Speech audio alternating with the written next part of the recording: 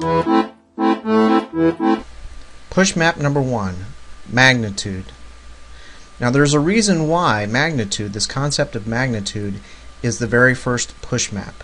And that's because all the other push maps that are created after this, some way relate to this concept or principle of magnitude. So let me explain to you exactly what it is. Magnitude is born from the idea that your action, what you do, is driven by what you value.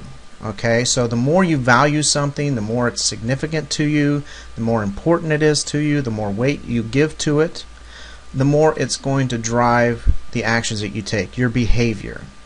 And I like this quote by George Sheehan that says, anything that changes your value changes your behavior. So value, magnitude is just another word for value, significance, consequence, influence, importance, weight. What magnitude do you give to the things that are in your life? What you value determines what you do. Now this particular push map has a couple different sections on it. One are the 7 laws of magnitude, and I'm not going to go through all 7 of these, but let me just highlight 3 of the main ones. And the first one is number 1, value determines actions.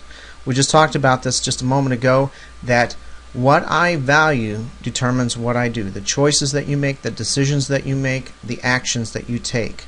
So if you're not taking the actions that you want, if you're not making the decisions that feel comfortable to you, or your choices aren't that great, and they're not giving you the results that you want over the long term of your life, then you need to change what you value. When you change what you value, you change what you take action on. Okay, so that's law number 1. Law number 3 is clarity and emotion determine value. So what this means is, if you want to value something more, then it has to be clear and you have to be emotionally connected to it. So if you have this desire to be a healthy eater, then the idea of being a healthy eater has to be something that is crystal clear to you. You have to see it clearly. You have to write it down, know all the details. You have to see pictures of it. It has to be clear in your mind. And in addition, you have to have an emotional, strong emotional connection to that. That is how you increase the value that you have for that idea of wanting to be a healthy eater. And if you don't have that, that's why when somebody puts a donut in front of your face, then the donut is clear to you. You can smell it, you have this immediate emotional connection to it, and that's going to drive your behavior. If you don't have something significant like eating healthy as an idea or something that you value, and it's not clear to you and you're not emotionally connected to it, then it's not going to have any effect in the decisions that you make. So you're going to go for the donut instead. Alright? So hopefully that makes sense. If you want to value something more and you want it to drive your behavior, what you do, it needs to be clear to you and you have to have an emotional connection to it. The other law I want to highlight is law number 4, which is value is increased through immersion.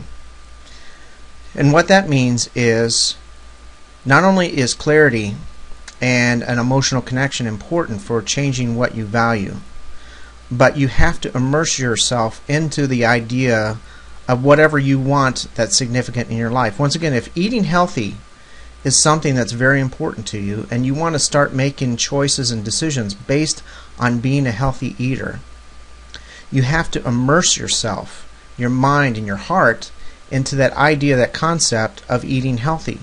You do that, as I mentioned just a second ago, by pictures, by writing it out specific, giving some details of what healthy eating means to you, and have an emotional connection with that.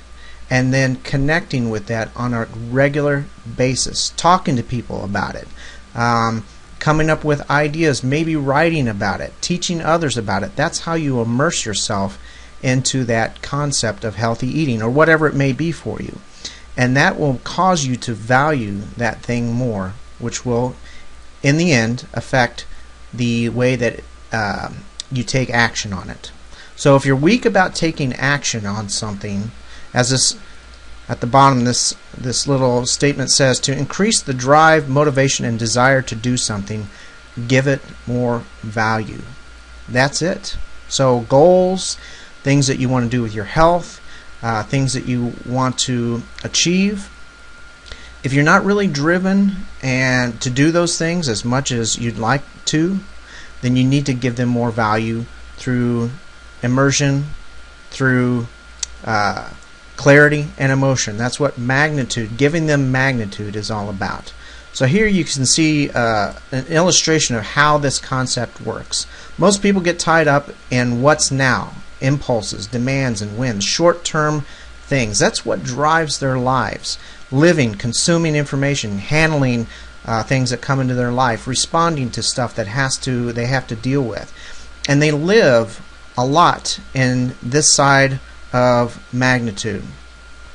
And so what happens is their emotion, and they're clear and they're emotionally connected to what's now, these impulses, these demands. Somebody has something that needs to be taken care of. That drives their behavior. Okay? If they don't have a long-term plan, something significant for how to manage their day, for example, they don't have goals and outcomes for how to manage their day, and they're not clear about their day and emotionally connected to getting things done, then what's going to drive them are the impulses and demands of the day, instead of something that's more significant, getting real things done. And so you have these two magnets in life that affect your time, your use of time, energy, and resources. So what do you value? Do you value what's now through living, consuming, and handling and responding to life? If you do, then you're going to be pulled this way when taking action.